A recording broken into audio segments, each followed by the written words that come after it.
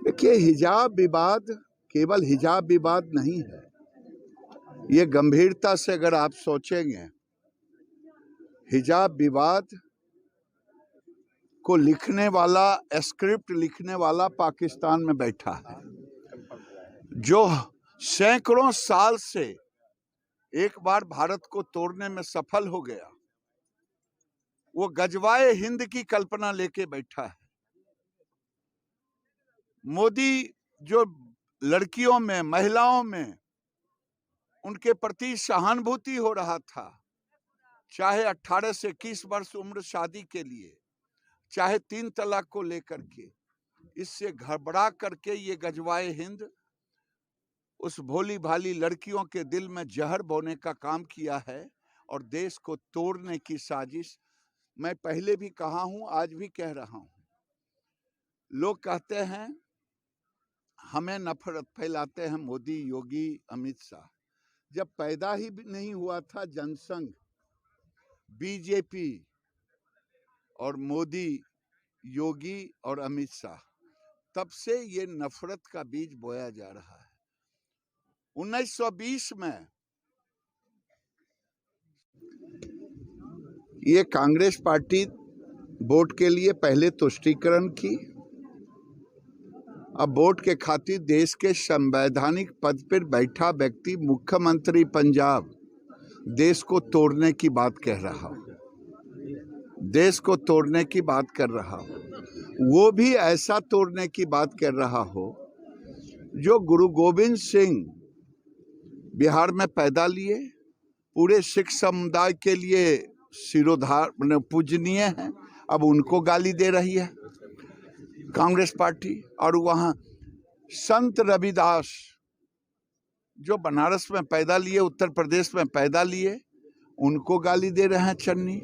और सोनिया गांधी के पुत्री प्रियंका गांधी जो अपने को बहू कहने पे खिलखिला रही हैं और गुरु गोविंद सिंह और रविदास के साथ साथ बिहार और यूपी के लोगों को गाली दे रही हैं और दिलवा रही हैं, दोनों काम। ये आने वाले चुनाव में एक एक पाई का हिसाब उनको देना पड़ेगा। कांग्रेस की स्थिति ये हो गई है कि कल मैंने देखा कि महाराणा प्रताप की तुलना अकबर से कर दी गई। कुछ समझ में नहीं आता कि अकबर और महाराणा प्रताप, अकबर एक आक्रांता था, अकबर एक लुटेरा था और महाराणा प्रताप भारत के लिए अपना सर्वस्व निछावर किया। भारत के संस्कार और संस्कृति के प्रतीक थे। ये कांग्रेस विनाश काले विपरीत बुद्धि हुआ है। उसी तरह अखिलेश जिन्ना जो देश को तोड़ा, और जिन्ना ने देश तोड़ने वाले को तुलना कर दिया जो देश को जोड़ने वाले थे सरदार पटेल से। तो ये तोड़ने वाले वोट के खातिर अखिलेश और कांग्रेस कुछ भी कर सकता है, लेकिन देश की जनता अब सजग हो गई है।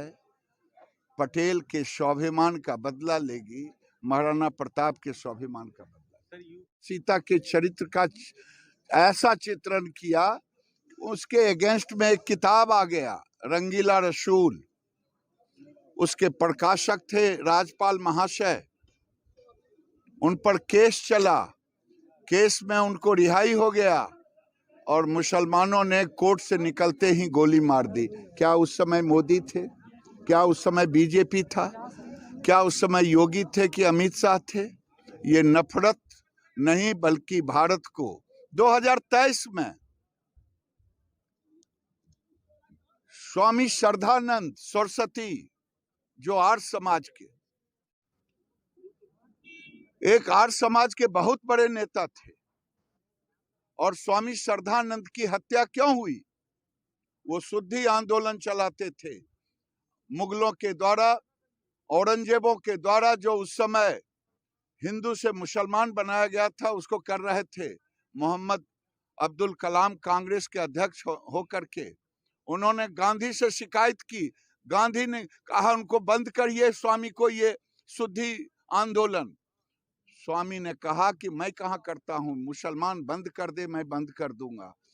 गांधी ने कह दिया, लेकिन उसके कुछ ही दिन बाद स्वामी श्रद्धानंद की हत्या मोहम्मद राशिद नाम करके युवक ने कर दी। ये नफरत किसने फैलाया? उस समय योगी थे, मोदी थे, अमित शाह थे। ये इस्लामिक स्टेट बनाने की कल्पना कर रहे हैं, ये गजवाए हिंद की कल्पना कर रहे हैं, जो मरते दम तक भारत में पूरा नहीं।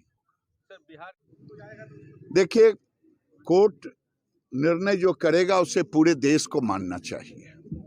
नवादा के नरहट स्कूल का मैंने एक वीडियो देखा था। वो वीडियो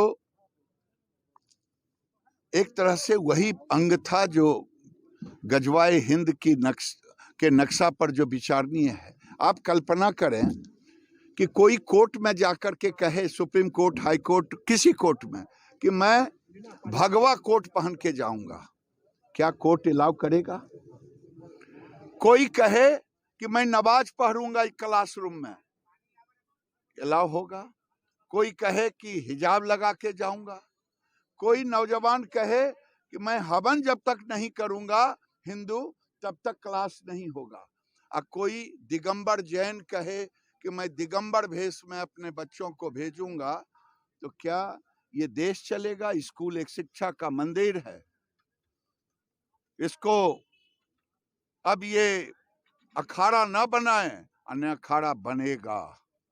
ये भारत है, ये पाकिस्तान नहीं है, ये अफगानिस्तान नहीं है, ये सीरिया नहीं है, लेबनान नहीं है, ये भारत ही रहेगा और सनातन धर्म ही रहेगा।